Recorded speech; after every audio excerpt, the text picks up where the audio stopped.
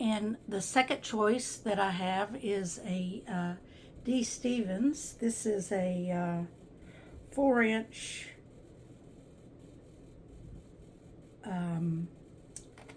I don't see a name of it on there, but it's got some brown maple leaves with some dark green in there, and that would look pretty as well. So I haven't quite decided on that.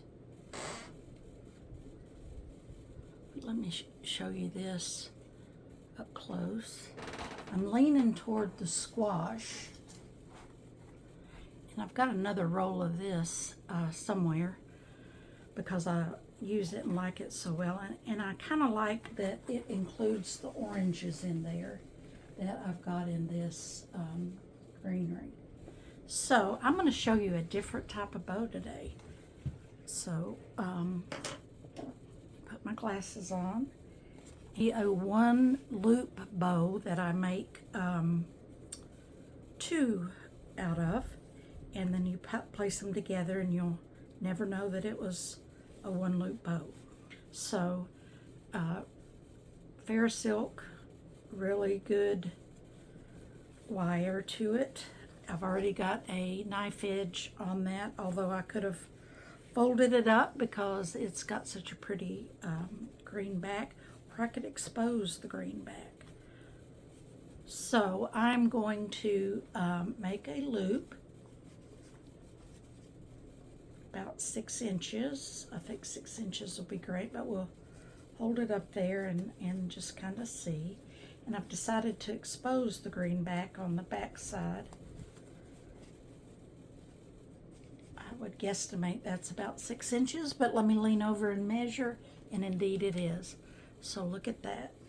And with this type of bow, what you're going to do, you're going to determine the size, hold it between your thumb and finger, squish it like we do, and then you're going to take a zip tie and zip the length that you want it.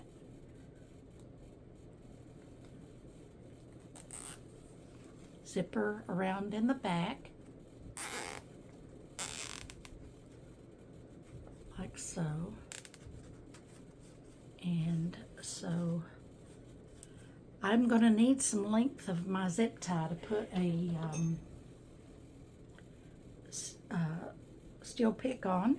So I'm going to trim it off, leaving about 3/4 of an inch or an inch exposed for my steel pick. I'm going to decide the length of my tail. Cut this off.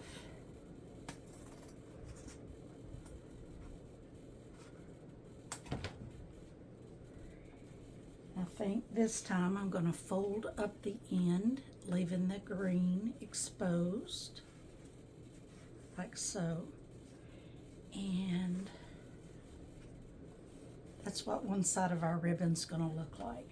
And we're going to attach a steel pick and insert it in there. That tail may be a little long, that's it. So I need a dovetail, not a dovetail.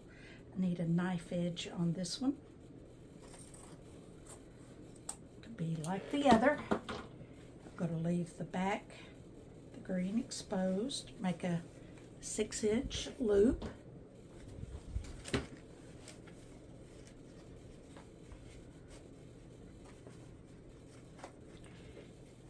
Now I'm just going to measure it with the other one, make sure that's just about right, and it is, holding it between my thumb and my finger.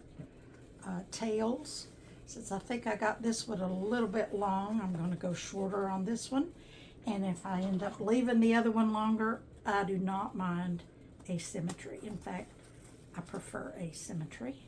So cutting that off with using my ribbon scissors. And where I've got my thumb and my finger is where my zip tie is going to go. Again, bring that around back.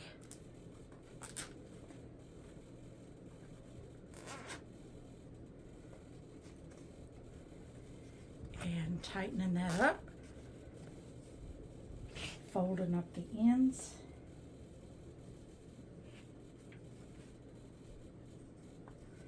And sometimes I have to glue those, but gosh, the wire is so good in fair silk, you usually don't have to glue it.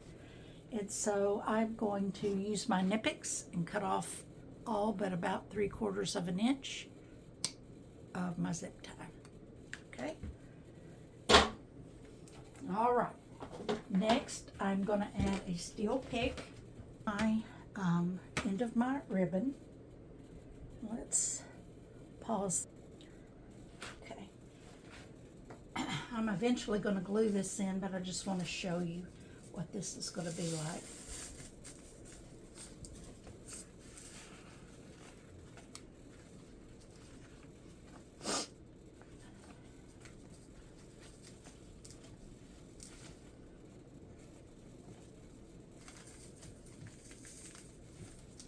Okay, that'll be one side of my bow, and then the other side's the same. Steel pick attached here, and then this will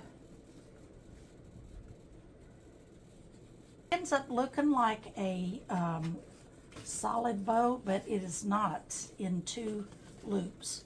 So I think that is really pretty, and so that's what I'm gonna finish up here. So still.